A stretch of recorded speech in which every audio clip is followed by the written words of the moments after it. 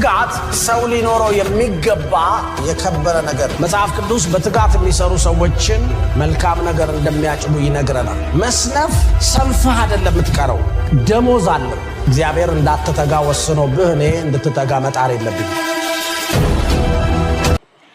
አያችሁ መስነፍ እና መትጋት የምሳሌ መጽሐፍን ገና ጌታ እንዳገኘው ካጠናኋቸው መጽሐፎች መሃል በጣም ልቤን ስትራይክ አድርገው ከያዙ ጥቅሶች መሃል ምሳሌ 12:27 በቃ ያኔ ደግሞ አዲሱ ትርጉም የለም፣ ብዙ ቨርሽን የለም፣ የድሮውን ትርጉም ነው የምታነበው። በቃ ለሰው የከበረ ሀብት ትጋት። ስለዚህ ለኔ ሀብታም ነኝ የምለው በትጋቴ።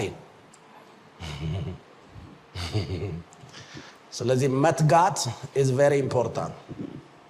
ሰነፍ ደግሞ አለ አድኖ ያመጣውን እንኳን አይጠብሰውም።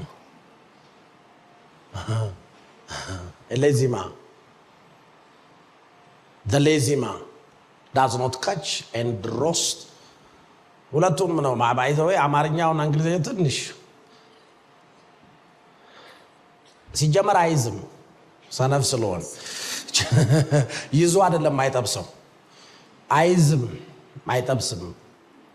2005 ትርጉም ደግሞ እንደዚህ ይላል፣ ሰነፍ ከሆንክ የምትመኘውን ማግኘት አትችልም፣ ምኞትህ ምኞታና ነው የምትቀረዋል።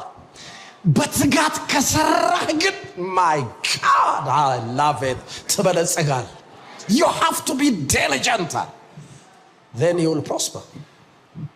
በትጋት ከሰራህ በትጋት a passive person won't even complete a project። there are so many passive people።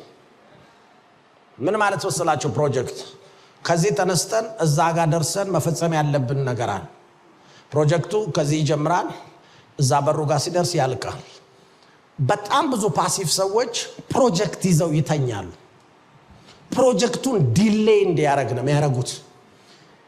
ዲሌይ ደግሞ ሲያስደርጉት ባሳማኝ ምክንያቶች እና አንዳንዴ ከነዚህ ጋር መስራት እንደርግማን ለሰለ የነገሩ ምክንያት በጣም አሳባኝ ነው። እንዳትቆጣቸው። ንፋስ ነፍሶ ዝናብ ዘንቦ ክረምት ላይ ዝናብ አይዘንብ ብለን ነው የምትጠብቀው። ዝናቡ እየዘነበ ያ ቀደም